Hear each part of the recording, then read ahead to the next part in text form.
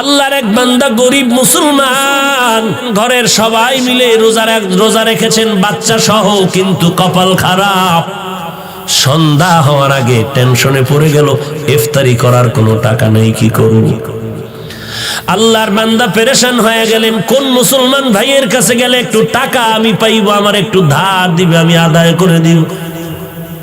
চিন্তা করে দেখলো, হ্যাঁ আমার এক বন্ধু মুসলমান আছে, তার কাছে যাই। গরিব মুসলমান, রোজাদার মুসলমান, ধনির বাড়ি গিয়া খাও, আল্লাহর বান্দা আমি বড় গরিব মানুষ, আমি এক গ্লাস পানি দিয়ে স্ত্রী সহ ইফতার করতে পারবো, কিন্তু আমার সন্তানেরা রোজাদার, ওদের মুখের সামনে দিতে না পারলে কলিজায় বড় আঘাত।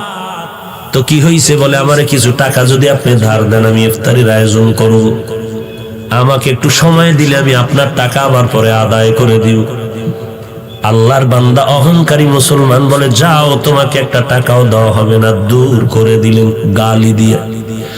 মুসলমান বিদায় বেলা চোখের পানি ছেড়ে কান্না করে করে রাস্তা দিয়া বাড়ি যায় আর বলে, আল্লাহ তুমি এমন গরিব বানাইছো, আজ আমি বাচ্চার সামনে কেমন করে হাসি মুখ দেখাও? ইফতারি করার কোনো আয়োজন নাই, আমি তো এক গ্লাস পানি দিয়ে আমার স্ত্রীর নিয়ে ইফতারি করতে পারবো, কিন্তু বাচ্চাগুলোরে কিছু না দিলে তো আমি কষ্ট পাবো। আল্লাহর বান্দা চোখের পানি ছেড়ে কান্না করে আর বাড়ির দিকে আগায়। হঠাৎ করে একটা বিধর্মীর সাথে মোলাকাত হয়ে গেল। বিধর্মী ভাই ডাক দিয়া কয়, মুসলমান ভাই কেন কাঁদো? বলে, তুমি শুনে লাভ? বলে, হ্যাঁ বলো। বলে, এই হালাত আমার মুসলমান ভাই টাকা দেয় নাই। দেয় নাই তো ভালো, কিন্তু গালাগালি করে ধমক দিয়া কত বাজে কথা বলে তারাই দিয়েছে। বিধর্মী আল্লাহর বান্দা বলে, যদি মনে কোনো কষ্ট না নাও, আমি তোমার ইফতারির টাকা দিব, পারলে তুমি আমাকে দিয়া দিও, না পারলে কোনো দাবি নেই, যাও তুমি টাকা নিয়ে যাও। লোকটা চিন্তায় পড়ে গেল, আমি কি করব? কিন্তু নিরুপায় হইয়া যখন বিধর্মী রিকোয়েস্টে টাকা নিয়ে ইফতারির আয়োজন করলো, সন্ধ্যাবেলা ইফতারির সময় বাচ্চাদের নিয়ে মোনাজাত করলো, হে আল্লাহ আমি কি দোয়া করবো এই বিধর্মীর জন্য? মুসলমান তো টাকা দিল না, বিধর্মীর জন্য আমি কি দোয়া করব? তবে এতটুকু করি, হে আল্লাহ তুমি দয়ার নজরে, আমি তো বেঈমানি করতে পারি না, যে উপকার করলো তার তো শুকর আদায় করতে হবে। আমি এতটুকু দোয়া করি, তুমি তার সিনার মধ্যে হেদায়েতের নূর দান করে দিও। আল্লাহর বান্দা ইফতারির সময় দোয়া কবুলে এই দোয়া করিয়া ইফতারির আয়োজন কমপ্লিট করে রাত হয়ে গেল। গভীর রাতে সবাই ঘুমায়। এরে চট্টগ্রামের ধনী মুসলমান, ভালো করে শুনো, আজকে তোমার টাকা কুকুরে খায়, কিন্তু তোমার বাড়ির পাশে কত গরিব একবেলা ভালো খানা খেতে পারে না। তোমার টাকা কত বাজে কাজে যায়, অথচ মাদ্রাসায় কত ছাত্র কোরআন পড়ে, এই শীতের মধ্যে একটা কম্বল কেনার টাকা নাই, একটা শীতের পোশাক কেনার টাকা নাই। তুমি যদি বলতা, ও কোরআনওয়ালা ছাত্র ভাই, আমি তোমার কম্বলের টাকা দিয়ে দিলাম, তোমার শীতের পোশাক কিনে দিলাম, ওই বাচ্চাটা রাত 10টার পরে ঘুমাইয়া আবার আজানের আগে উঠিয়া ওযু বানাইয়া ঠান্ডা পানি দিয়ে ওযু করে কোরআন তেলাওয়াত করে নামাজ পড়ে দোয়া করবে, আল্লাহ যেই বান্দা আমার উপকার করলো তুমিও তার একটু উপকার করিও। এই বান্দার দোয়া তো কখনো খালি ফেরত যাবে না, কারণ তোমার আমার জবানে গালি আছে, কোরআনওয়ালার জবানের মধ্যে গালি নাই। ওই তালিবুল ইলমের জন্য সমস্ত দুনিয়ার মাখলুকাতেরা দোয়া করে, ওই বান্দা শুকর আদায় করে দোয়া করলো। রাতের বেলা সবাই ঘুমায় গেল, বেদিনটাও ঘুমাইলো, মুসলমানও ঘুমায় গেল। হঠাৎ করে যেই মুসলমান অহংকারী গরিবের লাথি মেরে তাড়ায় দিল, টাকা দিল না, বাজে কথা বলল, ওই মুসলমান অহংকারী ঘুমের মধ্যে স্বপ্ন দেখতেছে কিয়ামত কায়েম হয়েছে। কিয়ামতের ময়দানে মানুষগুলো গলা কাটা মুরগির মতো চিল্লায়, উপরে সূর্যের গরম, সূর্যের গরমে জমিনটা হয়ে গেল তামা, ওদিকে জাহান্নামের আওয়াজ, মানুষগুলো ছুটাছুটি করে পালায়ন করবে, কোথায় যাবে? অসহ্যকর অবস্থা, গরম সহ্য করা যায় না, মাথার মগজগুলো টাস টাস করে ফাটতে শুরু হলো, চোখের পানি, কান্নার আওয়াজ, ওদিকে আমার আল্লাহ পাকের কাহারিয়তের আওয়াজ চলতেছে, লিমানিল মুলকুল ইয়াউম, লিল্লাহিল ওয়াহিদিল কাহ্হার। হাসরের ময়দানটা যেন থরথর করে কাঁপতেছে। ওই মুসলমান বলে, আমি স্বপ্ন দেখিয়া দৌড়াইতেছি, কই একটু আমি আশ্রয় পাই, সূর্যের গরম সহ্য করতে পারি না। হঠাৎ করে তাকায়া দেখলাম হাসরের মাঠের এক কিনারে একটা সুন্দর স্বর্ণের বিল্ডিং দেখা যায়। আমি দৌড়াইয়া চলে গেলাম বিল্ডিং এর মধ্যে একটু আশ্রয় নেওয়ার জন্য। গিয়ে দেখলাম তালা লাগানো, দারোয়ান ফেরেশতা বসে আছে।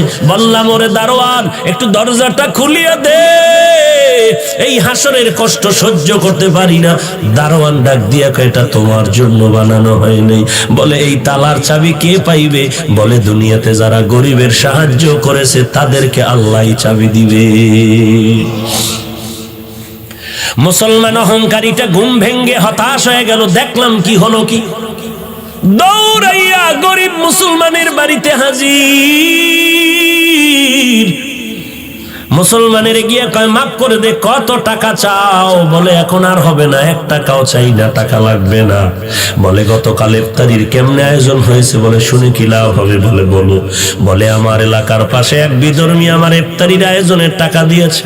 বলে, টাকাটা তুমি ফিরায় দাও। বলে, আমি পারবো না, সে টাকা নিবে না বলেও আওয়াজ দিয়েছে। মুসলমান পাগলের মতো দৌড়াইয়া বিধর্মীর বাড়ি চলে গেল অহংকারী। বিধর্মীরে গিয়া কয়, ভাই, গতকাল তুমি নাকি মুসলমানের ইফতারির টাকা দিয়েছো, নাও তোমার টাকা বাড়ায় যা চাও আমি দিতে রাজি। বলে, কারণটা কি? আমি এখন টাকা নিব না, নেওয়ার জন্য আমি তো উদ্গ্রীব হই না, আমি টাকা নিতেও চাই না, পারলে দিবে, না পারলে নাই। বলে, নাও। বলে, না, এত পাগল হয়েছো, এই পাগলটা যদি কালকে হইতি কপাল খুলতো। এখন বিল্ডিং দেইখা পাগল হয়েছো, এখন আর ওই বিল্ডিং তোমার কপালে আর নাই। মুসলমান আরো আশ্চর্য হয়ে গেল। বিল্ডিং দেখলাম আমি, বিধর্মী কেমনে ঘরের মধ্যে খবর পাইলো হাসরের মাঠে? এই বিধর্মী ভাই, কেমন করে খবর পেয়েছ? বিধর্মী ডাক দিয়ে কয়, আর আমারে বিধর্মী কয়া ধাক্কা দিস না রে মুমিন রে। এই মুমিন ভাই, আমি রাতের বেলা যখন ঘুমায় গেছি, ওই ইফতারির আয়োজন করিয়া আমি দিলটা বড় খুশি হয়ে গেছে।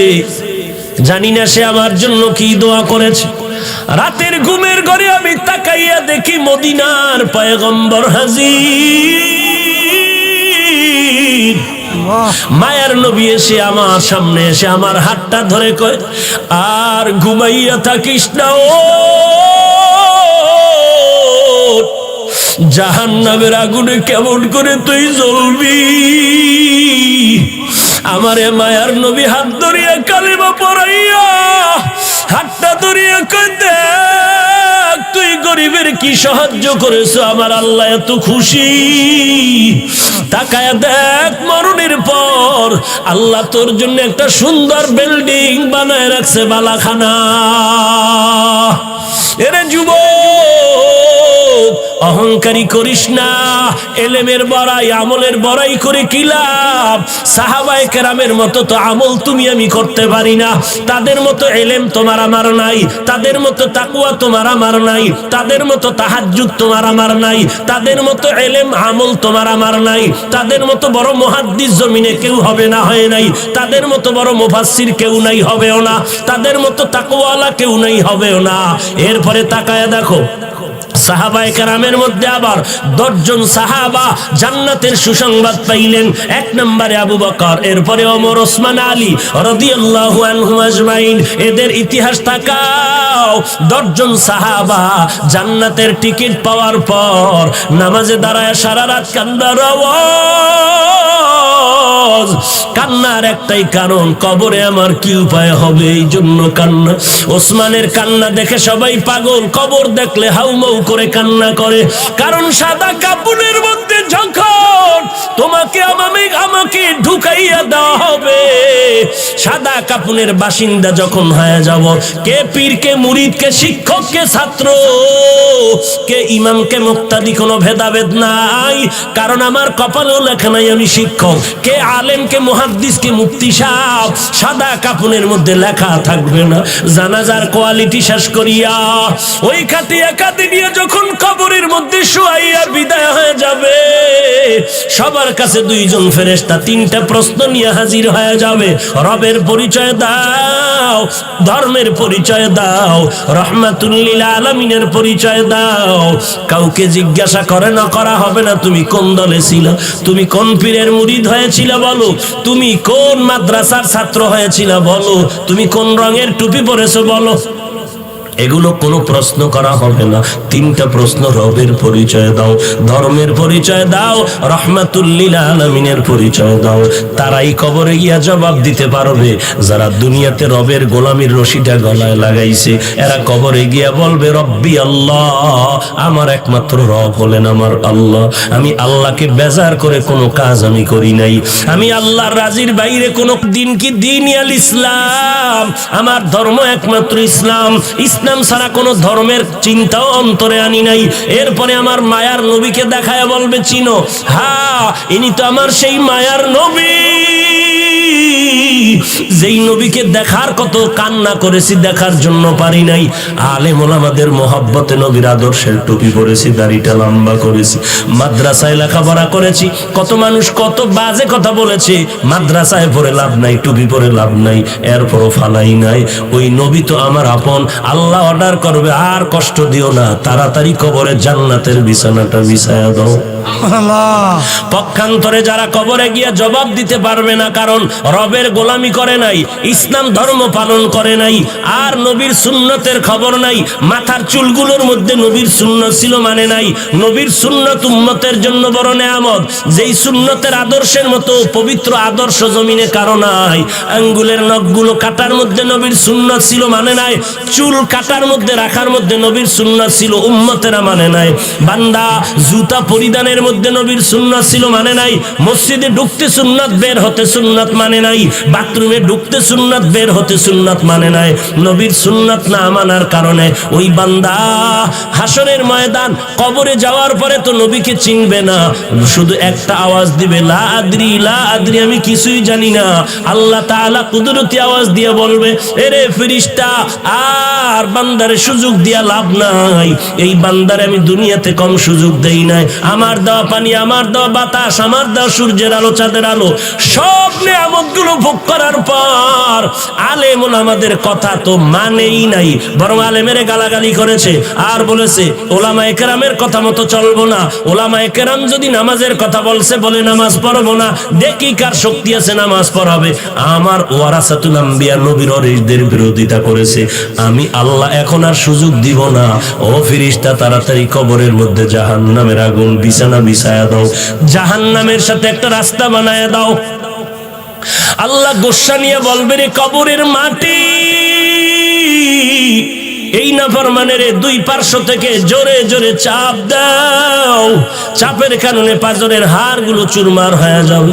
এরে আল্লাহর বান্দা, বালিশে মাথা লাগাই 1 মিনিট চিন্তা করো, সমস্ত আল্লাহওয়ালারা এত বেশি আমল করিয়াও কান্না বন্ধ করেন নাই, সাহাবায়ে কেরাম কান্না বন্ধ করেন নাই।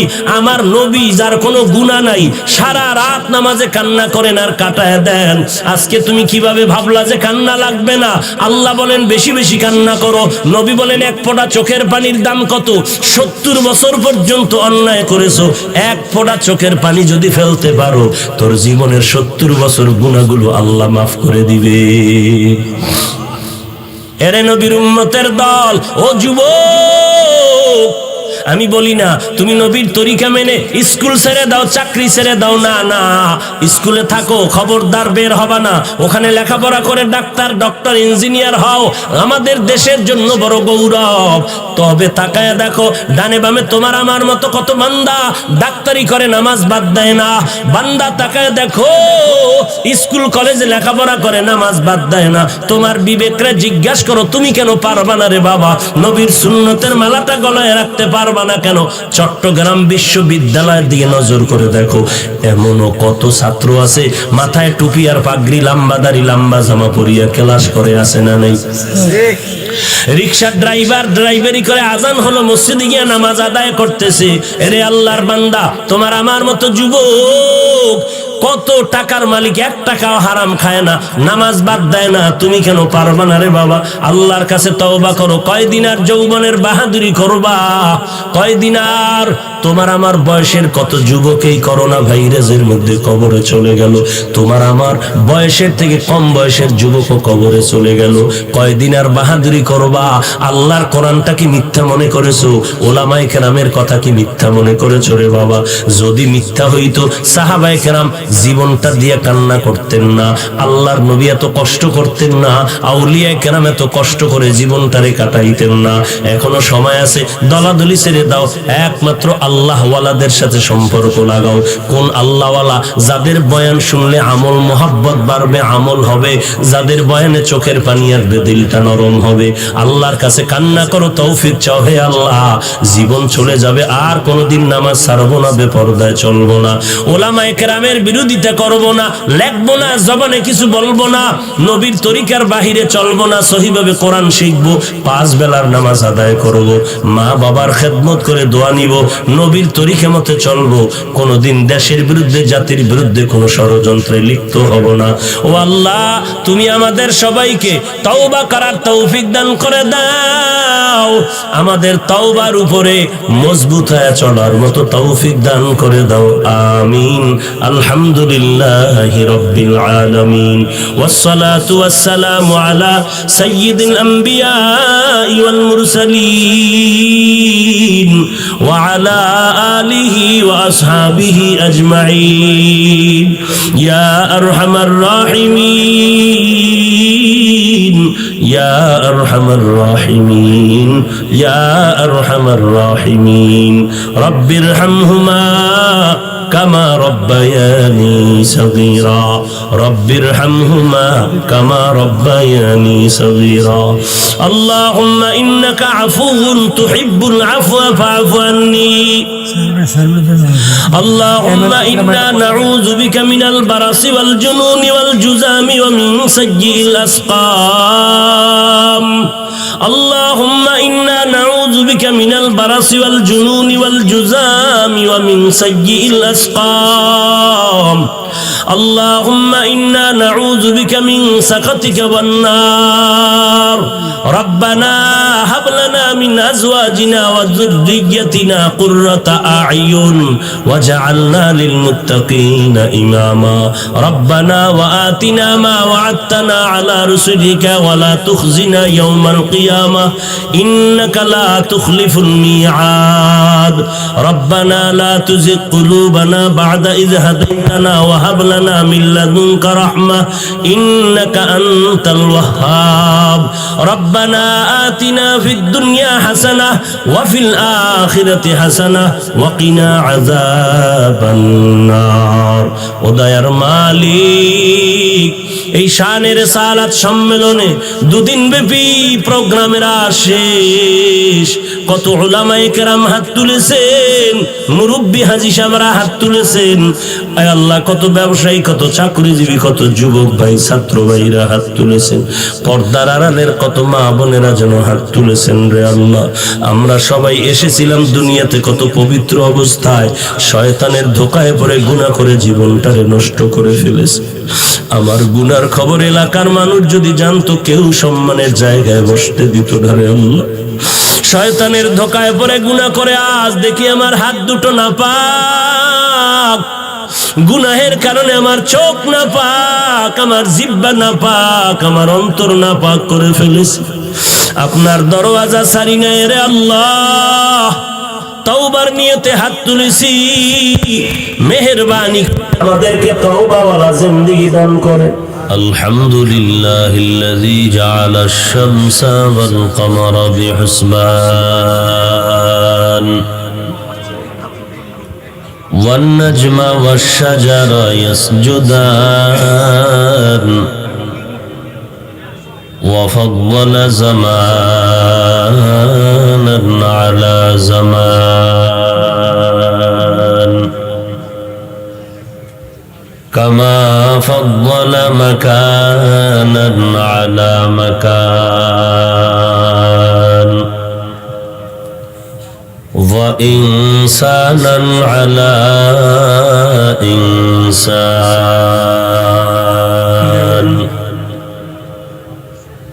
ونشهد أن لا إله إلا الله وحده لا شريك له لا ضد له ولا ند له ولا مثل له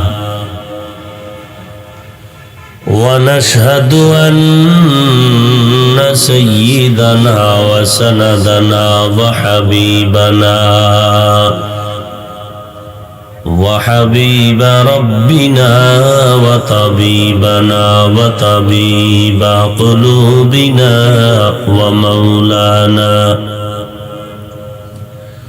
ومولانا محمدا عبده ورسوله صلى الله تعالى عليه وعلى آله وأصحابه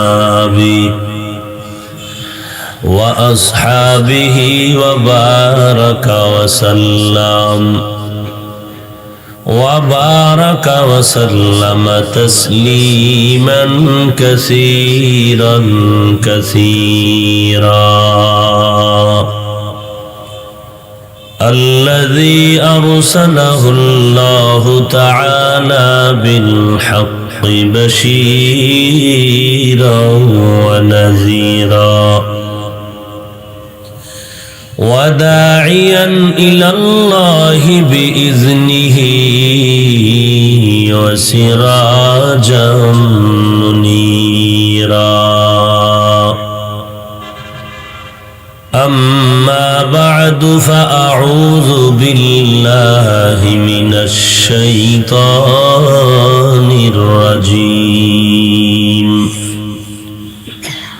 بسم الله الرحمن الرحيم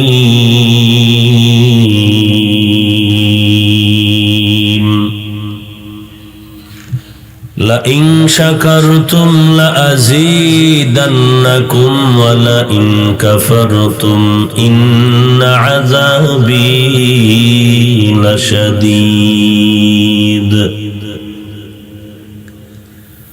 وقال النبي صلى الله عليه وآله وسلم من لم يشكر الناس لم يشكر الله أو كما قال النبي عليه الصلاة والسلام صدق الله مولانا العظيم وصدق رسوله النبي الأمي الكريم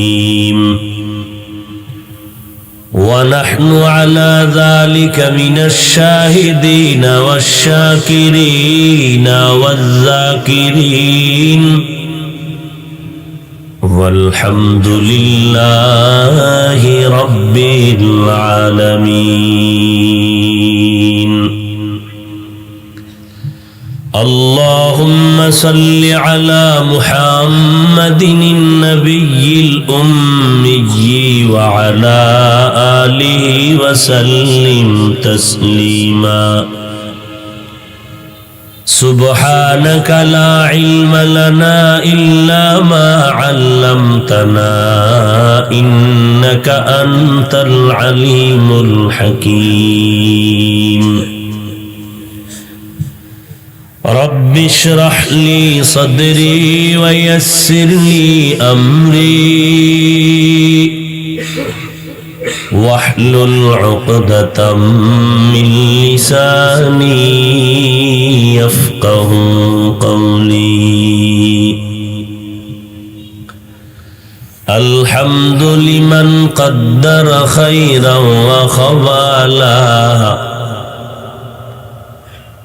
الحمد لمن قدر خيرا وخبالا والشكر لمن صور حسنا وجمالا والشكر لمن صور حسنا وجمالا فرد صمد عن صفة الخلق بريء فرد صمد عن صفة الخلق بريء رب أزلي خلق الخلق كمالا رب أزلي خلق الخلق كمالا لا ضد ولا ند ولا حد لمولى لا ضد ولا ند ولا حد لمولى الآن كما كان ولم يلق زوالا الآن كما كان ولم يلق زوالا মহতী সম্মেলনে উপস্থিত মুহতারাম সম্মানিত সভাপতি, প্রধান অতিথি, বিশেষ অতিথিবৃন্দ, মুআজ্জাজ ও মুকাররম জাতির মাথার মুকুট ওয়ারাসাতুল আম্বিয়া হযরত উলামায়ে কেরাম, বিভিন্ন এলাকা থেকে আগত আল্লাহ পাকের আশিকিন, জাকিরিন, শাকিরিন, মুহিব্বিন, মুরব্বিয়ান এজাম, কালিজার টুকরা আমার সমবয়সী যুবক বন্ধুগণ, স্নেহের ছোট ভাই, পর্দার আড়ালে অবস্থানরত শ্রদ্ধেয়া সম্মানিতা মা ও বোনেরা, রব্বুল আলামিনের দরবারে লাখো কোটি শুকর ও সুজুদ যে মহান রব্বুল আলামিন ফিতনার জামানায় কোরআন ও সুন্নাহর ভিত্তিতে সহি তরিকায় কিছু কথা বলার জন্য, শুনবার জন্য আমাদেরকে কবুল ও মঞ্জুর করেছেন। নিয়ামতের শুকর আদায়ার্থে পড়ি আলহামদুলিল্লাহ। লক্ষ কোটি দরুদ ও সালাম সৈয়দুল মুরসালিন রহমাতুল লিল আলামিন, শফিউল মুজনিবিন, খাতামুন নবিয়্যিন, সৈয়দুস সাকালাইন, ইমামুল মুরসালিন হযরত মুহাম্মদুর রাসূলুল্লাহ সাল্লাল্লাহু আলাইহি ওয়া আলিহি ওয়াসাল্লামের উপর। সর্বোপরি শুকর যাদের অক্লান্ত পরিশ্রমে আজকের এই সুন্দর আয়োজন, সময়, পরামর্শ, অর্থ দিয়ে দোয়া করে উপস্থিত হয়ে মাইক, লাইট, প্যান্ডেলের ব্যবস্থাপনার মাধ্যমে সহযোগিতার হাত যারা বাড়িয়েছেন, এলাকার যুবক, বৃদ্ধ, ব্যবসায়ী, শ্রমিক, চাকুরিজীবী, বিভিন্ন শ্রেণী পেশার মানুষ, জনপ্রতিনিধি, প্রশাসন, উলামায়ে হযরত, আইম্মায়ে মাসাজিদ, আল্লাহ রাব্বুল আলামিন আজকের এই খেদমতের বরকতে প্রত্যেককেই দুনিয়াতে শান্তি, সম্মান, পরকালে চিরমুক্তির ব্যবস্থা করে দিন। দুদিন পর্যন্ত আপনারা দেশের উল্লেখযোগ্য শীর্ষস্থানীয় উলামায়ে হযরতদের পবিত্র জবান মোবারকে কোরআন সুন্নাহ ভিত্তিক দিক নির্দেশনামূলক আলোচনা শুনে আসতেছিলেন। যারা আমাদের মাথার মুকুট, মুরব্বী, যাদের ছায়াতলে আজ আমাদের আশ্রয়ের স্থান, যাদের পদাঙ্ক অনুসরণ করে আমাদের সামনে এগিয়ে যাওয়া, তারা এখানে বয়ান করেছেন। আমি আসছি আপনাদের কাছে দোয়া নেয়ার জন্য। আল্লাহওয়ালা মুরব্বীদের মজলিস, এটা একটা পাওয়ার হাউস। মোবাইলে চার্জ চলে গেলে যেমন চার্জ দেওয়ার জন্য পাওয়ার হাউসে বিদ্যুতের সাথে যুক্ত করতে হয়,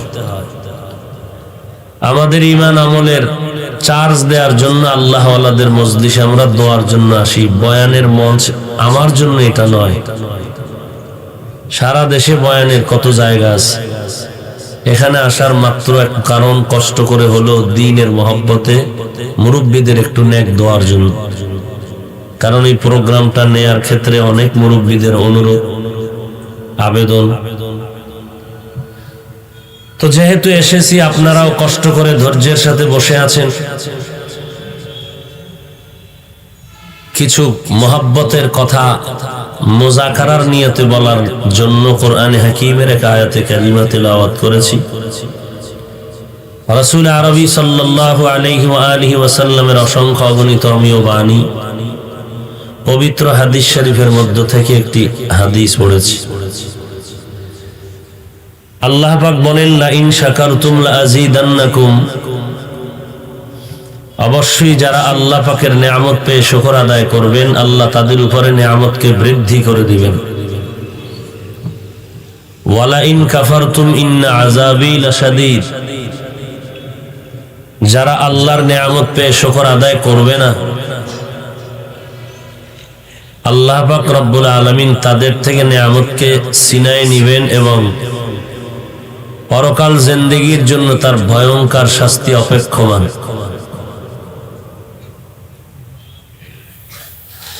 রাসূল আরবী সাল্লাল্লাহু আলাইহি ওয়া আলিহি ওয়াসাল্লাম ইরশাদ করেন, যারা মানুষের কৃতজ্ঞতা প্রকাশ করতে পারে না, গুণগান গাইতে পারে না, মানুষকে কোলে টানতে পারে না, মানুষকে আপন করে নিতে পারে না, সে আল্লাহকেও আপন করে নিতে পারে না, আল্লাহর গুণগান গাইতে পারে না।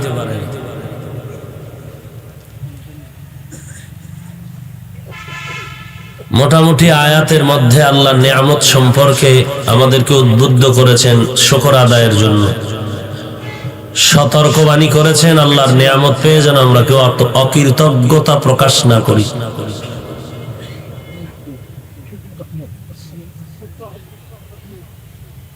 লম্বা চওড়া কথা নয়, সংক্ষিপ্ত কথা।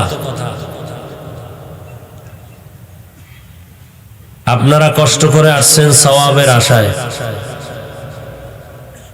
এটাই বাস্তবতা, এটাই হওয়া উচিত।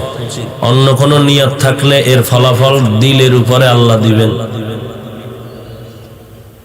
জবানের কথার উপরে বিচার হবে না, হবে অন্তরের উপরে। মানুষের অন্তরের কি হালত, মুখ থেকে একটা বান্দা একটা কথা বলেছে, কিন্তু তার দিলের মধ্যে ওই নিয়ত নাই ওই কথা বলার প্রতি। আল্লাহ পাক ওই জবানি কথার উপরে বিচার করবেন না, কলবের হালাতের উপরে বিচার করবেন।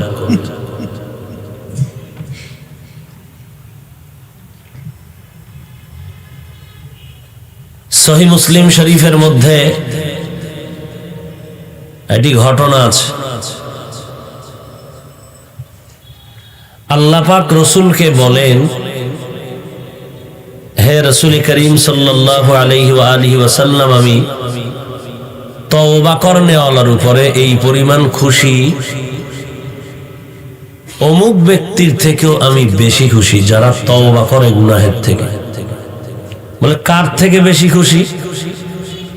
আল্লাহ নিজে বলতেছেন, একটা লোক একটা উটের পিঠে খাদ্য সামগ্রী রেখে কোথাও যাচ্ছে চেটিয়াল ময়দানে,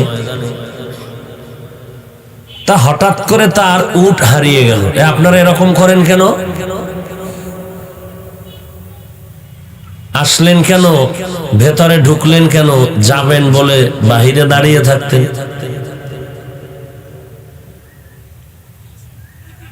আমি তো এখানে নতুন আসি নাই, আর আমি বয়ান কি করি তাও আপনারা জানেন।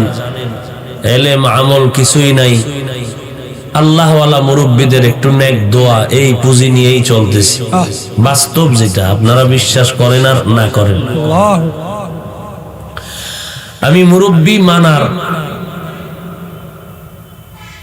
100% পরিপূর্ণতা নিয়ে আমি বিশ্বাস নিয়ে চলি। কারণ জঙ্গলের মধ্যে যেই প্রাণী একা একা চলে এর উপরে হামলা হয়, জামাতে পাল নিয়ে যেই প্রাণীগুলো চলে এর উপরে অন্যর হামলা করতে ভয় পায়। মুরগি তার বাচ্চাগুলো যখন ডানার ভেতরে আবৃত করে রাখে তখন নিরাপদে থাকে। দুই একটা বাচ্চা চালাক হয়ে যখন বের হয়ে যায়, এর উপরেই আসমান থেকে, আকাশ থেকে চিল আক্রমণ করে। অতএব আমরা আহলে হক মুরব্বীদের ব্যানারে চলি। এই ব্যানারের বাহিরে আমরা চলার চিন্তাও করি না। এটাই আমাদের সফলতার মূল চাবি, এটাই আমাদের বয়ানের মূল থিম। যারা মুরব্বী মানে না তারা আহলে বাতিল, এটাই আমাদের আহলে সুন্নাত ওয়াল জামাতের স্লোগান। যারা পীর মানে না, তাবলীগ মানে না, শায়েখ মানে না, আল্লাহওয়ালা মানে না, উলামা আহলে হক মানে না, তারা আহলে বাতিল। এই স্লোগান দিয়ে আমরা মুরব্বীর মাথা হাতে চলি।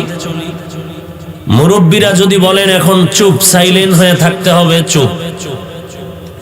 কেন প্রশ্ন করা কোন আদবওয়ালা মানুষের কাম্য নয়। কারণ মুরব্বী তো এমনই, আমরাও আবেগে দৌড়াই না, আমাদের মুরব্বীরাও আবেগে ভিন্ন পথে আমাদেরকে প্রবাহিত করেন না। অতএব আমাদের বিশ্বাসের ঘরে কোনো ঘাটতি নাই। আবার যদি সমস্ত মুরব্বী হাটহাজারী মাদ্রাসার জুনায়েদ বাবু নগরী দামাত বারাকাতুহুম সহ উলামায়ে হযরত, ঢাকার যাত্রাবাড়ি মাদ্রাসার স্বনামধন্য মহাপরিচালক, কওমি মাদ্রাসা শিক্ষা বোর্ডের চেয়ারম্যান, চরমনের হযরত, এরকম যারা আমাদের মুরব্বী আছেন, তারা যদি বলেন আমাদের সকলের সম্মিলিত সিদ্ধান্ত কালকেই ময়দানে ঈমানের আওয়াজ নিয়ে ঝাঁপিয়ে পড়তে হবে, কালকেই, একদিন পর হবে না ইনশাআল্লাহ।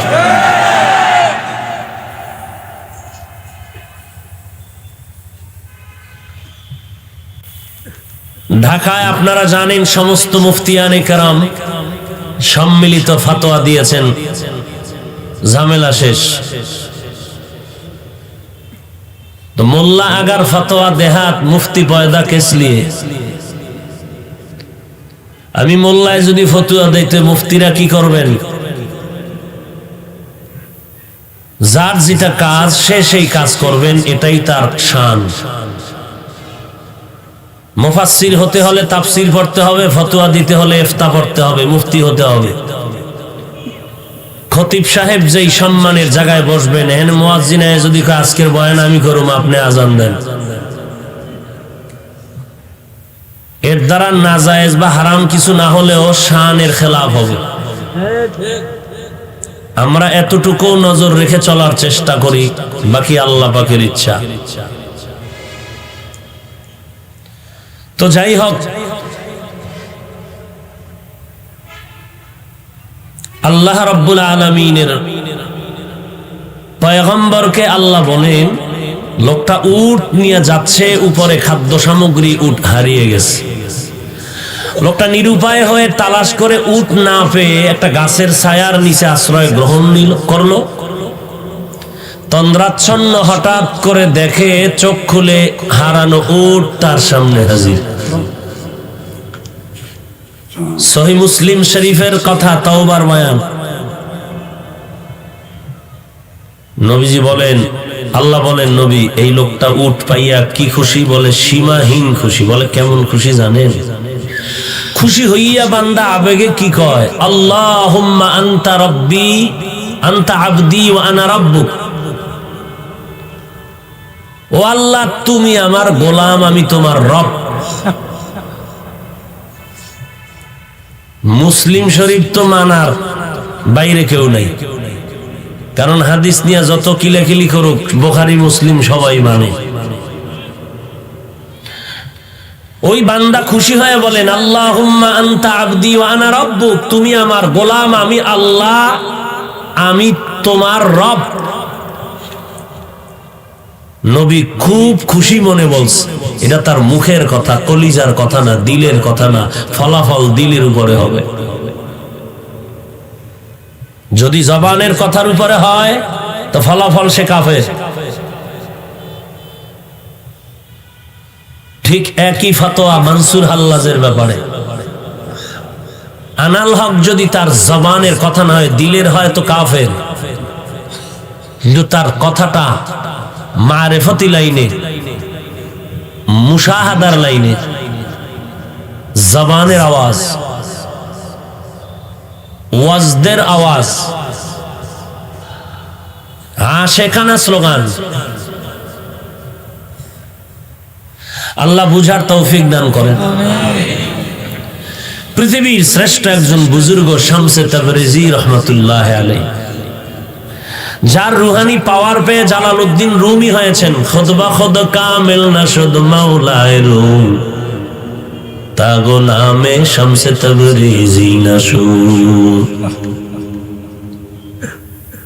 এর জীবনের একটা ঘটনা লেখছেন চরমনের সৈয়দ ইসহাক রহমাতুল্লাহ আলাইহি তার কিতাবে। তিনি একদিন আল্লাহর ক্ষেত্রে বলেছিলেন, আল্লাহ তোমার আকল কমে গেল নাকি? কোন একটা ক্ষেত্রে বলেছিলেন। তো এই কথা বলনে শামসে তাবরিজি কাফের। এই ঘটনা নকল করছেন সৈয়দ ইসহাক চরমনাই, এও কাফের। এমন এক যুগে আসলাম যে এমন এক অগ্নি পরীক্ষা এই জমিনে আমাদের জীবনে চলতেছে যে মানুষ মানুষকে হেফাজতের চিন্তা না করে মানুষ মানুষকে বেইজ্জতির প্রতিযোগিতায় লিপ্ত হয়ে আছে। গজবের মোবাইল হাতে, ফেসবুক নিয়ে ব্যস্ত, লেখাপড়া পরীক্ষার খবর নাই, শুধু খেলাধুলা করে ফেসবুকে। কার বিরুদ্ধে দুই কলম লেখা যায়, লিখতে পারলেই কলিজা এমন খুশি হয়, 1000 টাকা দিলে এই পরিমাণ খুশি হয় না। এই হলো আমাদের হালত। এজন্য আমি বলি, বেয়াদবি মাপছে এখানে সব আমার মুরব্বী,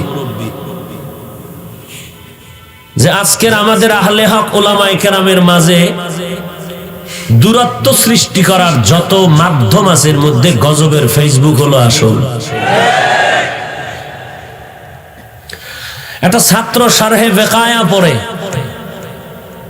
কাফিয়া পড়ে, হেদায়েতুন নাহু পড়ে, স্কুল কলেজের ছেলেটা মাত্র 10 ক্লাসে পড়ে, আলিয়ায় পড়লে দাখিলে পড়ে, সে যদি চরমনাইরে গালি দেয়, হাটাজারির হুজুরের গালি দেয়, হেফাজতকে গালি দেয়, কওমি মাদ্রাসার বিরুদ্ধে লেখে, এই ছেলেটার জীবনটা নষ্ট হওয়ার জন্য আর কি দরকার? এই ছেলেটার জীবন নষ্ট হওয়ার জন্য আর কি প্রয়োজন আছে বলেন? আমি মনে করি না যে আর কিছু প্রয়োজন আছে। কারণ কোন বুজুর্গ বলেছেন, প্রত্যেকটা জিনিসের সৌন্দর্য আছে, মানুষের সৌন্দর্য হলো আদব। লিকুল্লি শাইইন জিনাতুন ফিল ওয়ারা ওয়া জিনাতুল মারই তামামিল আদাবি আজ খুদা খা হি মে তৌফিক আদব বে আদব মাহরুম গাশত আজ ফজলে রা। এজন্যই তো মদিনার নবী বলেন, আল্লামানি রব্বি ফাআহসানা তালিমি, আদাবানি রব্বি ফাআহসানা তাদিবি। আল্লাহ আমাকে ইলম দান করেছেন, শিক্ষা দিয়েছেন। আল্লাহর দেওয়া শিক্ষা দেওয়া কত ইলম, কতই না সুন্দর। আল্লাহ আমাকে আদব শিক্ষা দিয়েছেন, আল্লাহর শিক্ষা দেওয়া আদবটা কতই না সুন্দর। আজ আমি মুহাম্মদের আদবওয়ালা আদর্শের কারণে বেঈমানেরা আমার সাথে তর্ক করে না, আমার হাঁটার হালাতটা দেখে পর্যন্ত বেঈমান পাগল হয়ে যায়। আমার বসার আদব দেখে কত বেঈমান নরম হয়ে যায়। আমি মুহাম্মদের চাহনি দেখলো মানুষের দিলের মধ্যে আকর্ষণ সৃষ্টি হয়। আমি মুহাম্মদের ব্যবহারের দ্বারা দুশমন পর্যন্ত পাগল পাড়া হয়ে যায়। কারণ আমি মুহাম্মদকে আদব শিক্ষা দিয়েছেন আমার আল্লাহ। আনা বুইস্তু মুআল্লিমা, আমি গোটা জগতের শিক্ষক হয়ে প্রেরিত হয়েছি। এরে নবীর উম্মতের দল, আল্লাহ বলেন যারা আমার নিয়ামত পেয়ে শুকর আদায় করবা, আমি নিয়ামত আরো বাড়ায় দিব। যদি বান্দা নিয়ামত পেয়ে অহংকারী করো, শুকর আদায় না করো, নিয়ামত ছিনায় নিব। পরকাল জিন্দেগি তোমার জন্য ভয়ঙ্কর শাস্তি অপেক্ষমান। আল্লাহ তাআলা দুনিয়ার মধ্যে যা কিছু সৃষ্টি করেছেন সবগুলো নিয়ামত। এর মধ্যে আমরা মানুষ আল্লাহর কাছে বড় দামি নিয়ামত।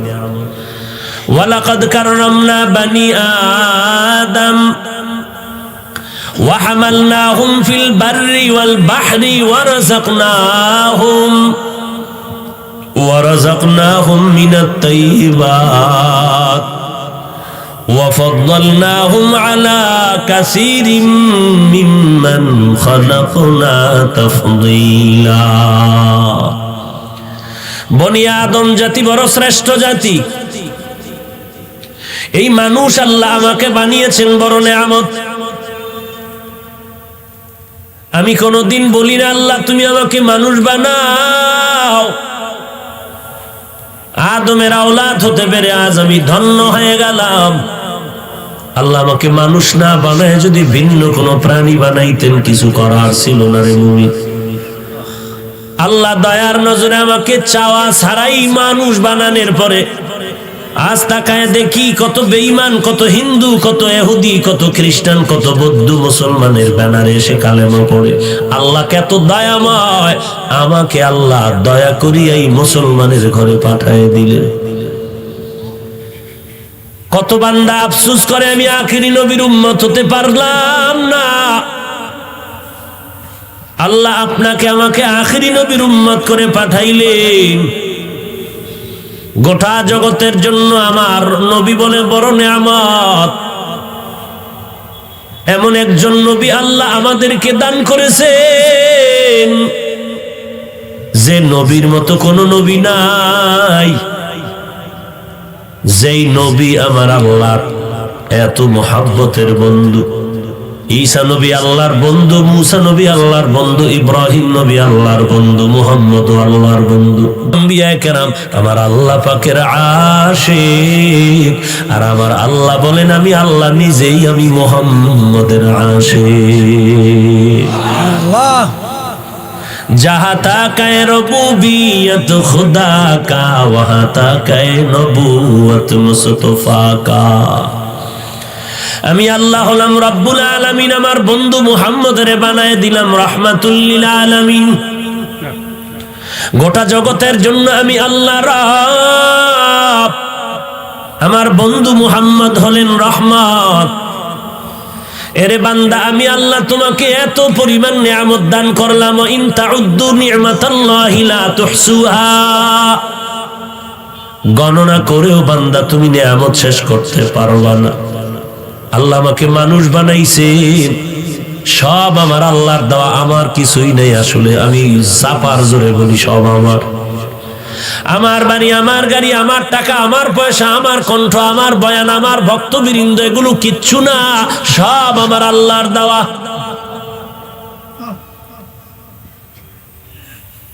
একজনকে ভালোবাসা আর কাউকে হিংসা বা ঘৃণা করা, কাউকে মোহাব্বত করে বুকে লাগানো আর কাউকে লাথি মেরে দূরে সরানো, ঘৃণার সাথে এই যে অবস্থাটা, এর সম্পর্ক কি আমার বডির সাথে না কলবের সাথে? একজনের আমি মোহাব্বত করি, তার সম্পর্ক তো কলবের সাথে। একজনকে আমি মোহাব্বত করি না, তাও সম্পর্ক কলবের সাথে। আর এটা তো ভালো করে আপনারা জানেন, কলব আমার আল্লাহ তাআলার কুদরতের হাতে। অতএব এই কলবের মধ্যে কারো প্রতি মায়া মোহাব্বত তৈরি করা, আবার ঘৃণা জমানো আমার আল্লাহর কাজ। আজ এখানে এত মানুষ হাজির হয়েছেন, আমি বান্দার কারণে হয়েছে। মনে করলে আমার কপাল পুড়ে যাবে, শুকর আদায় হবে না, অকৃতজ্ঞ নেমক হারামি হবে। এরে নবীর উম্মতের দল, এখানে মানুষগুলো কেন আসছে?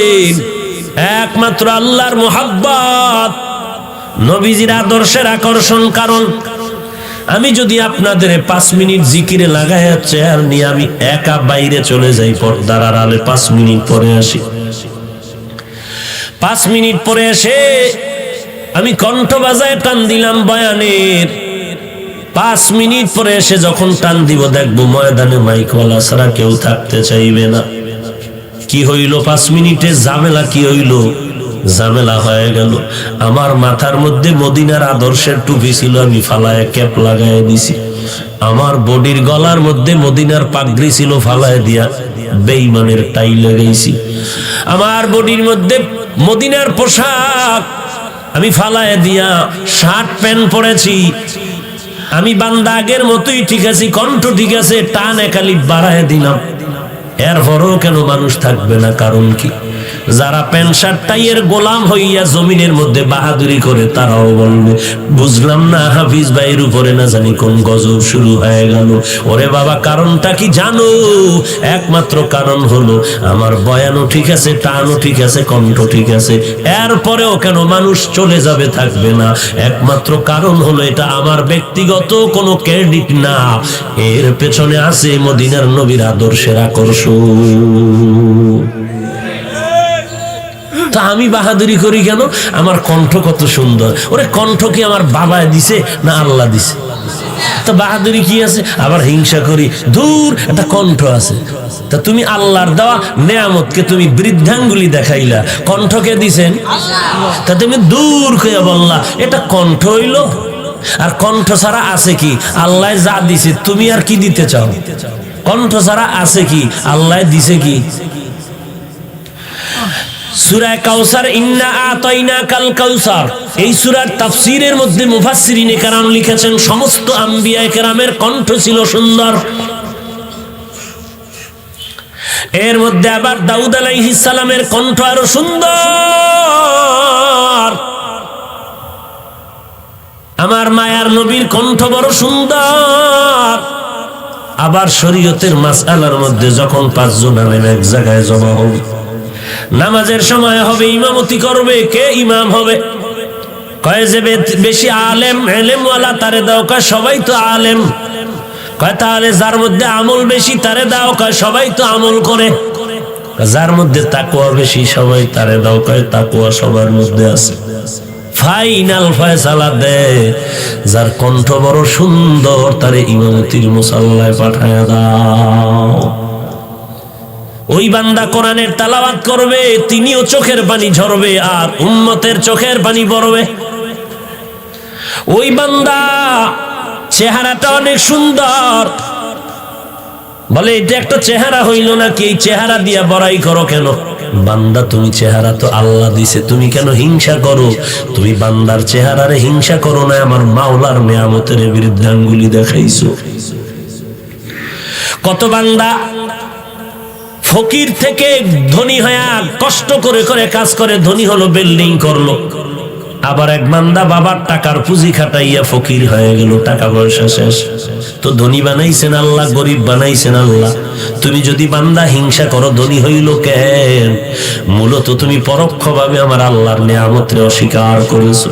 কারণ টাকা দেওয়ার মালিক আল্লাহ, ধনী বানানোর মালিক আল্লাহ, ইজ্জত দেওয়ার মালিক আল্লাহ। আল্লাহর নেয়ামতের শুকর আদায় করলা, আজিদান্নাকুম, আমি আরো বাড়ায় দিব। এই জমিনের মধ্যে মানুষের সব থেকে বড় নেয়ামত হলো দ্বীনের হেদায়েত। এই জন্যই তো প্রত্যেক নামাজের প্রত্যেক রাকাতেই তো আমরা পড়ি ইহদিনাস সিরাতাল মুস্তাকিম। আয় আল্লাহ, আমরা জান্নাতে সহজভাবে যেতে চাই, পথ দেখাও। সিরাতাল্লাযীনা আন'আমতা আলাইহিম, যাদেরকে তুমি হেদায়েতের নিয়ামত দিয়া পরিপূর্ণ করে দিয়ে কাছে টেনেছো, তাদের পথ দেখাও। তারা কারা? ওয়ামান ইউতিল্লাহা ওয়ার রাসূল ফাউলাইকা মাআল্লাযীনা আন'আমা আল্লাহু আলাইহিম মিনান নাবিয়্যিনা ওয়াস-সিদ্দীকীন ওয়াশ-শুহাদা'i ওয়াস-সালিহিন ওয়া হাসুনা উলাইকা রাফিকা। নবীগণ, সিদ্দিকগণ, শহীদগণ, সালেহগণ উম্মতের জন্য বড় নিয়ামত। আমি জাহান্নামের পথে চলতেছিলাম, উলামায়ে কেরাম আমারে টান মারিয়া জান্নাতের পথে নিয়ে আসছে। উলামায়ে কেরাম উম্মতের জন্য বড় নিয়ামত। উলামায়ে আহলে হক উম্মতের নিয়ামত, আম্বিয়ায়ে কেরাম উম্মতের জন্য নিয়ামত, সাহাবায়ে কেরাম উম্মতের জন্য নিয়ামত, শুহাদায়ে কেরাম উম্মতের জন্য দুনিয়াতেও নিয়ামত, কিয়ামতের দিনও নিয়ামত। কারণ আম্বিয়ায়ে কেরাম সুপারিশ করে উম্মতের জান্নাতে নিবেন। উলামায়ে কেরাম, শুহাদায়ে কেরাম কিয়ামতের ময়দানে কঠিন সময় উম্মতের মুহাব্বতে মায়া করে আল্লাহর অর্ডারে সুপারিশ করে জান্নাতে নিয়ে যাবেন। এই উলামায়ে কেরামের অনুসরণে বান্দা জীবনটা গড়াও। ও যুবক, তোমার জীবনের হায়াতটা বড় নেয়ামত, হায়াতের মধ্যে যৌবন কালটা বড় নেয়ামত, অবহেলায় কাটাইও না রে বাবা। তুমি লেখাপড়া করে বাংলাদেশের ডিসি হও, আসসালামু আলাইকুম কলিজা দিয়া দোয়া করি তোমার জন্য তুমি এসপি হয়ে যাও। স্কুল কলেজে পড়ে তুমি চট্টগ্রামের, ঢাকা, বাংলাদেশের সুনামধন্য একজন ডাক্তার হয়ে যাও, কলিজা ভরে দোয়া করি। কিন্তু বাবা এই দোয়া নিয়ে তুমি যদি সুনাম সুখ্যাতির সাথে জীবনটা কাটাইতে চাও, আল্লাহর নিয়ামতের শুকর আদায় কর, সময়টারে নষ্ট করিস না রে বাবা। এই দুইটা চোখ দিয়া আমার আল্লাহর নিয়ামত দেখবি আর শুকর আদায় করবি, খবরদার এই চোখগুলো গুনাহের কাজে ব্যয় করবি না রে বাবা। এই জমিনে কত আল্লাহর বান্দা আছে, দুইটা চোখ নাই, পাওয়ার নাই। আল্লাহ যদি তোমারে আমারে চোখ না দিতেন, কেমন করে মোবাইলে নাচ গান দেখতে রে যুবকের দল। আজকে যদি কানের শ্রবণ শক্তি বন্ধ হয়ে যাইতো, কেমন করে মোবাইলের গানের আওয়াজ কানে লাগাইতে রে বাবা। আজকে যদি আল্লাহ হাত একটা না দিতেন আর একটা দিতেন, হাত দুইটা যদি আল্লাহ না করুন বাঁকা হইতো, কেমন করিয়া তুই আলেমের বিরুদ্ধে ফেসবুকে লিখতি। কারো কোনো ফতুয়া লাগবে না, তোর আম্মা জানের থেকে ফতুয়া নে আগামীকাল। আম্মা জান, আমার কপালের মাঝখানে একটা চুমা দাও। কেন? বলে আমি প্রায় এক সপ্তাহ পর্যন্ত আল্লাহওয়ালা ওলামায়ে কেরামের বিরুদ্ধে লিখতেছি ফেসবুকে, চুমা দাও। কারণ এত বড় একটা আকাম করছি, তুমি চুমা না দিলে তো কাজা আদায় হবে না। বলো মা, আমি এমন একটা কাজ করেছি, তুমি তো দোয়া করলে আমার কারো দোয়া লাগবে না, এ জমিনে আমার কারো দোয়ার দরকার নাই মা, তুমি দোয়া যদি করো আমি সফল। তবে মা শুনো, আমি এই কাজগুলো করেছি, যখন দেখি তাবলীগের বিরোধিতা করিয়াও ময়দানে খেলা মজা পাই না, তখন আমি চরমোনাই ধরলাম, সেখানেও এক সপ্তাহ দিয়া লেখা দিয়েও মজা পাইলাম না। এরপরে ঢুকলাম হাটহাজারী, মজা নাই। আবার ঢাকায় ঢুকলাম, দেখি মজা নাই। এইভাবে করে করে দিন রাত চলে যায় আমার, লেখাপড়ার খবর নাই। পরীক্ষার সময় একটু ঠেকায় দায়সারা হয়ে পড়ি, আবার নকল ছাড়া পাস করতে পারি না। আমার জীবনের এখন আপন হয়ে গেল এই মোবাইলের লেখালেখি। আম্মা জান, তুমি বলো কি পরামর্শ দিবা? তুমি যদি বলো ঠিক আছে, আমার আর কেউ ফিরাতে পারবে না, কোনো পীর আমাকে ধ্বংস করতে পারবে না, তুমি মা দোয়া করো। আমার দিলের তামান্না, ধারণা, মা যদি আল্লাহ না করুক চূড়ান্ত খারাপও হয়, কোনো মা বলবে না তুই মানুষের বরদোয়া নিয়ে জমিনের মধ্যে বেঁচে থাকবি। তোর কাজ না রে বাবা, তুই ডাক্তার হবি, ইঞ্জিনিয়ার হবি, একজন সাংবাদিক হবি, একজন ইঞ্জিনিয়ার, একজন এসপিডিসি মন্ত্রী হবি। জীবনে যা করবি আমি চাই তোর জীবনের উপরে আদর্শের যেন কোনো কালি না থাকে। তুই মানুষের দোয়া নিয়ে থাক, আমি মায়ের, এটাই হলো আশীর্বাদের আওয়াজ। লাভ কি বলেন? মানুষ তো লাভের জন্য কাজ করে। আল্লাহ আপনি আমাদেরকে হেদায়েত দান করেন। আমিন। অহংকারী করিও না রে ভাই। কিসের অহংকারী করো? এই জমিনে বড় বড় অহংকার, কোথায় গেল তাদের ইতিহাস? টাকা পয়সার ক্ষমতার পাওয়ারের অহংকারী দেখাইয়া নমরুদে টিকতে পারে নাই, ফেরাউন হামান সাদ্দাত টিকতে পারলো না। এমন ঘৃণিত হলো সারা দুনিয়াতে আজকে কোনো বেঈমানেও তার নাম নেয় না। যদি বলি মাসে 1 লাখ টাকা দিব মিস্টার ফেরাউন নাম রাখ, রাজি হবে নাকি কোনো বেঈমান? বাঙালি মুসলমান হইতেও পারে, ভয় লাগে, কারণ এই লকডাউনের মধ্যে 1 লাখ টাকা তো কম না। বাঙালিরে কি না করা যায়, একটা সন্তেষ খাওয়ার লোভে পড়িয়া দুর্গা পূজায় গিয়া কি মজার গান গায়। গান গায় কায় ধর্ম যার যার, উৎসব সবার। এমন গান গাইছে যে বিবাহ যার যার, বউ থাকবে সবার। কি ঠিক? একটা গজব, বুঝলো না বুঝলো ফট করে ঠিক। কি বউ সবার? এরে নবীর উম্মতের দল, এই যে ফেরাউনের ঘৃণিত, অথচ টাকা পয়সার অভাব নাই, ফকির থেকে ধনী হয়েছিল ফেরাউন। আজকে জমিন পর্যন্ত তার লাশ গ্রহণ করে না। কি হলো তার টাকা? অথচ যার টাকা দিনের পথে চলে, এটা বড় নেয়ামতের শুকর আদায় হয়ে গেল। ওরে সন্তান, তোমার জীবনে তোমার আব্বা আম্মা নেয়ামত, মা বাবার জন্য নেককার সন্তান নেয়ামত। কত আব্বা জান কান্না করে করে কত মাজারে ঢুকলো আর ঘুরলো আর তাবিজ আর তেল ভরা নিল, একটা সন্তান পাইল না। আল্লাহ আমাদের যাদের সন্তান দান করেছেন আমাদের জন্য বড় নেয়ামত। এই সন্তানের নেয়ামতের শুকর আদায় করো রে বাবা। কেমনে করবা? মদিনার পয়গম্বর বলেন, ক্বালান নবী সাল্লাল্লাহু আলাইহি ওয়া আলিহি ওয়াসাল্লাম, মান ওয়ালিদা লাহু ওয়ালাদুন ফালইউহসিন ইসমাহু ওয়া আদাবাহ ফাইযা বালাগা ফালইউযাওবিজহু ফাইন বালাগা ওয়া লাম ইউযাওবিজহু ফাআসাবা ইসমান ফাইন্নামা ইসমুহু আলা আবিহি। সন্তান যখন ভূমিষ্ঠ হয়, দুনিয়াতে আসে, ও সন্তানের মা বাবার ডান কানে আজান দাও, বাম কানে কামড় দাও। কত বড় বেঈমান আর ইহুদি চক্রান্ত! মুসলমানের আজানের ইমানের আওয়াজ যেন কানে ঢুকাইতে না পারে। হসপিটালের মধ্যে আম্মা জানের নিয়ে এমন ভয় দেখায় দিছে, তোমার পেট না কাইটা বাচ্চা বের করার কোনো উপায় নাই। ওখানে গিয়ে সিজারে বাচ্চা প্রসব করানো হয়। ইসলামী হসপিটাল নামের হসপিটালটার মধ্যেও আজানের মুয়াজ্জিন নাই। আছে কোন হসপিটালে? বলেন বলেন। ইহুদি বেঈমানের চক্রান্ত 100 বছর আগের কাজে লাগাইছে 100 বছর পর। না, এমন এক গজবের মোবাইল হাতে তুলে দিছে, আমি হুজুরের জীবন শেষ, ইবাদতের ঘরে আগুন লাগছে। হুজুরে তো গান শুনবে না, নাচ দেখবে না, ঢোলের বাড়ি শুনবে না, তো হুজুরের ইবাদতের মধ্যে আগুন কেমনে লাগানো যায়? কয় হুজুরেরা তো কোরআন হাদিস পড়ে, ইতিহাস জানে। এদের জন্য ইবাদতের থেকে মনটা দূরে রাখার জন্য একটা ইউসুফ জুলাইখার নাটক রেডি কর। ইউসুফ জুলাইখার নাটক রেডি কইরা হুজুর বয়ে বয়ে গালে হাত দিয়া পাঞ্চা বায় চা টানে আর সুন্দর করে ইউসুফ জুলাইখার সুন্দর নাটক দেখে। কি হুজুর কি দেখেন? বলে কি আশ্চর্য কিছু না, নাচ নাই, গান নাই, ঢোল নাই, হারমোনিয়াম একতারা কিচ্ছু নাই। আরে ইউসুফ নবীর ঘটনা আপনি জানেন না? কোরআনে আছে। সেই নাটক দেখতেছি বসে বসে।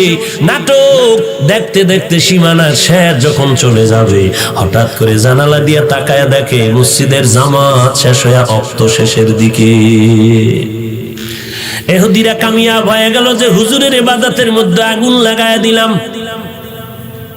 সাধারণ মানুষের তো খবর নাই। পাগড়ি মাথায় দেয়, তাহাজ্জুদ পড়ে, এরপরও কসম খায় মোবাইল নাই, এরপরও জুতার সিফার মধ্যে মোবাইল পাওয়া যায়। কারণ এটা এমন আপন, আমার লেখাপড়া আপন না। এই মোবাইলের কারণে কত সন্তান মায়েরে গালি দিছে, মা কইছে চালাস না, মায়েরে গালি দিছে। শিক্ষক বলছে মোবাইল চালাবি না, ওই ছাত্র শিক্ষকের পারে না, হাত উঠায় বরদোয়া করে। এই মোবাইলের কারণে চোখ শেষ, হার্ট দুর্বল, ব্রেন দুর্বল, আমার বুকটা ব্যথা করে, চোখ ব্যথা করে, মাথা ব্যথা করে, চেহারার লাবণ্যতা দিন দিন নষ্ট হয়ে যাচ্ছে। লেখাপড়ার তো খবর নাই, কেমন যেন বেয়াদব বেয়াদব ভাব ভেতরে এসে গেল। আল্লাহ আপনি আমাদেরকে মাফ করে দেন। নিয়ামতের শুকর আদায় কর হে যুবক। যৌবনটারে নিয়ামত মনে করে কাজে লাগাও। ও আল্লাহর গোলাম, জীবনটারে বিনষ্ট করো না রে বাবা। আল্লাহর নিয়ামতের শুকর আদায় করো। দ্বীনের হেদায়েত বড় নিয়ামত। আল্লাহ নিয়ামত বাড়ায় দিবেন শুকর আদায় করলে, তার মানে বান্দা তোমাকে দ্বীনের উপর ইস্তেকামাত করে দিবেন, যেন তুমি লাইনচ্যুত হয়ে না যাও। আল্লাহ কুদরতের হাত দিয়ে তোমাকে হেফাজত করবেন। দ্বিতীয়ত, দুনিয়াতে তুমি মুরব্বীর হাতটা ধরে রাখবা। তুমি যদি লাইনচ্যুত হয়ে যাও, পেছন দিয়ে তোমার আলেম তাকওয়াওয়ালা টান দিয়ে তোমাকে ধরে রাখবেন, যেন জাহান্নামের দিকে যেতে না পারো। অহংকারী অন্তর থেকে দূর করে দাও। আমার এলেম, আমার আমল, আমার সব, আমার কিছুই না। আমি আমার যা বলি, আমি চিন্তা করে দেখলাম, বললে এতটুকু বলা যাবে, আমার অস্তিত্ব একটা নাপাক পানির থেকে। এই নাপাক পানির বড়াই করা যাবে, কিন্তু এর পরের থেকে আমার কিছু নাই। আমার মাওলা ফেরেশতা দিয়া এই নাপাক পানিটারে ফেরেশতার কাজে লাগায় 40 দিন রক্ত গোশত হাত দিয়ে একটা মানুষ বানাইলেন, মায়ের গর্ভের উদান করলেন। আমার এখানে দেওয়ার কিছু নেই, আমার কৃতিত্ব নাই, কিছুই নাই, সব আমার আল্লাহর দেওয়া নেয়ামত। এই নেয়ামত এরে আল্লাহর বান্দা, যারা একটা নেককারিনী স্ত্রী পাইছেন, আপনার কাছে নেককারিনী স্ত্রী বড় নেয়ামত। আম্মা জানেরা, ভালো একজন নামাজি স্বামী যদি পেয়ে থাকেন, স্বামী আপনার জন্য বড় নেয়ামত। শুকর আদায় করবেন। কেমন করে আদায় করবেন? স্বামীর মাল হেফাজত করবেন, স্বামীর জন্য দোয়া করবেন, স্বামীর ইজ্জত হেফাজতের জন্য চেষ্টা করবেন, আর সন্তানগুলোরে আদর্শওয়ালা বানাবেন। কারণ একটা মায়ের যথেষ্ট পরিমাণ অবদান থাকে সন্তান মানুষ গড়ার পেছনে। অবহেলা করলে কিন্তু কপালে আগুন লেগে যাবে রে ভাই।